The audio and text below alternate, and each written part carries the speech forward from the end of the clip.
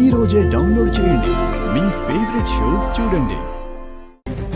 ఇదిగో ఇందులోనే పెట్టాడు. పెట్టినాడు చూసినాను అంటుండావు కదా, నీ చేత్తో నువ్వే తియ్యి. ఆడ అగ్గుపిస్తే మా అన్నేమో వాడి సంగతి చూస్తానంటుండాడు. అగ్గుపించకపోవాలా? నీ సంగతి నేను చెప్తాను. ఇంకా నా మీద నమ్మకం లేదు కదా?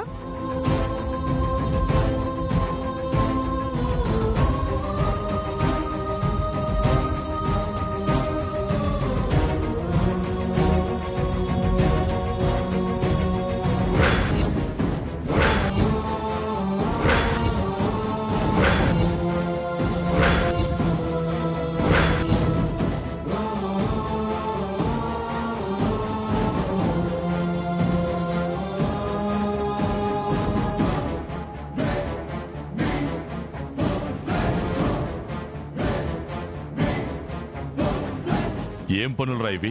చివరికి ఆడపిల్ల నిశ్చితార్థం చెడగొట్టడానికి ఉంగరాలు తీసి దాచిపెడతావా? ఇంత దరిద్రంగా తయారయ్యావేంట్రా నువ్వు?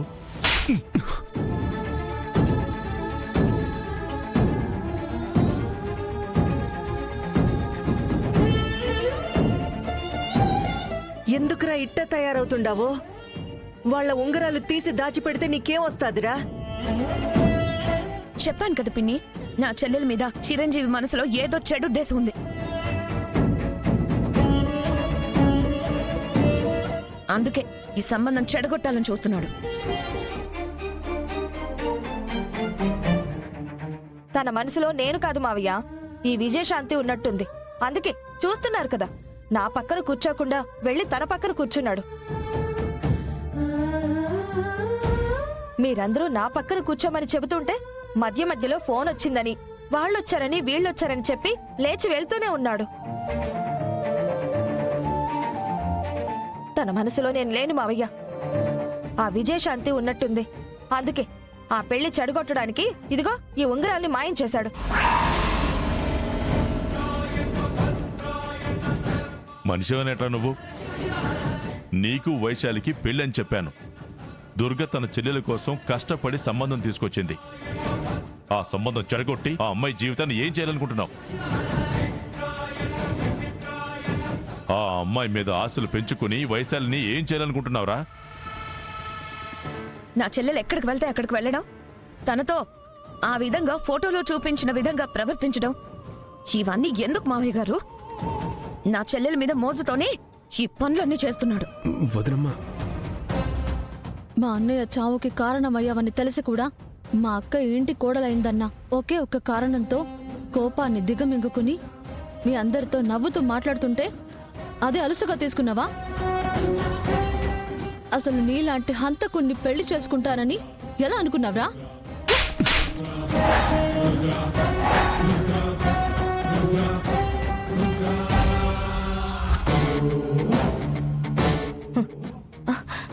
కళ అయినా అదేగా జరగబోయేది.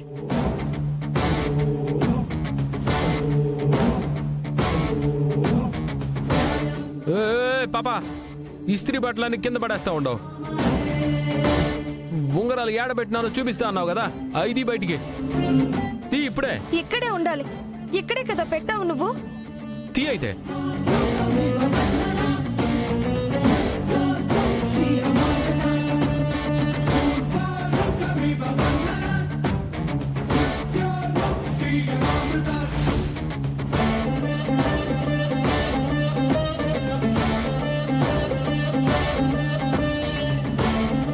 ఇక్కడే కదా పెట్టావు నువ్వు.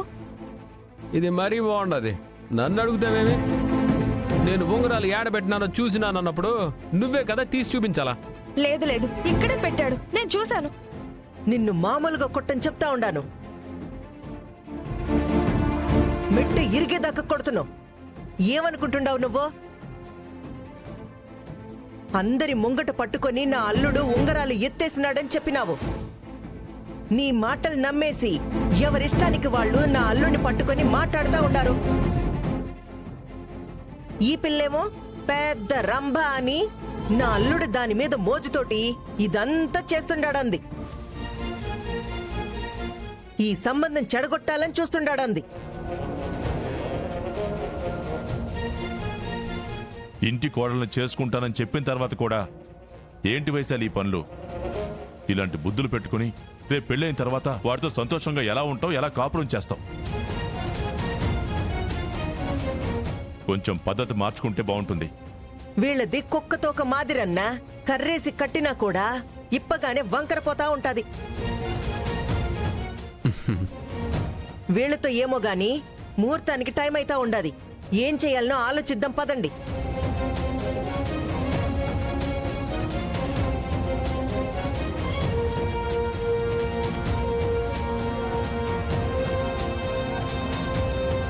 నువ్వు చెప్పింది నిజమే. నేను ఉంగరాలు తీసినాను, ఏండే పెట్టినాను.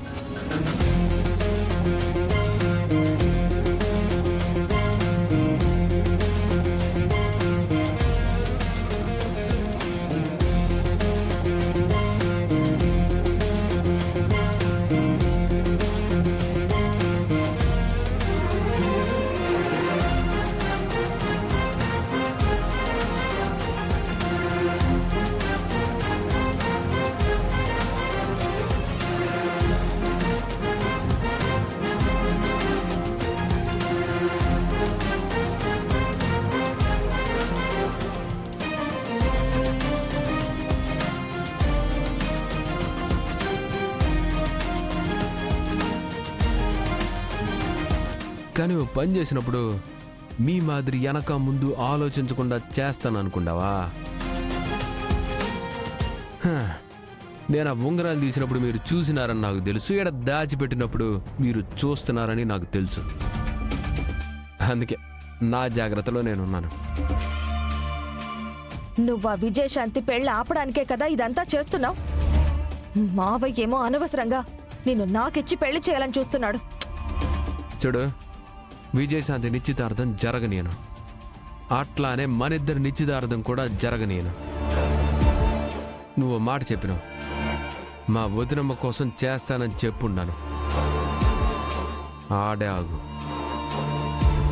ఇట్లంతా పిచ్చి చేష్టలు చేసినావు అనుకో, పీక పిసికి ఉంగరాలు దాచిపెట్టినట్టు అల్మరాలో పెట్టి తాళం వేస్తాను. ఏమనుకుంటున్నావో?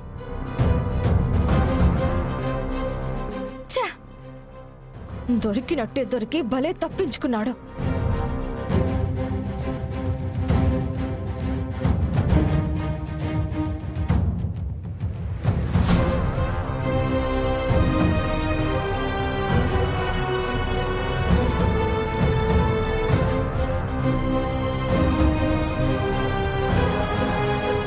శుభమా అని నిశ్చితార్థం ఏర్పాట్లు చేశాం.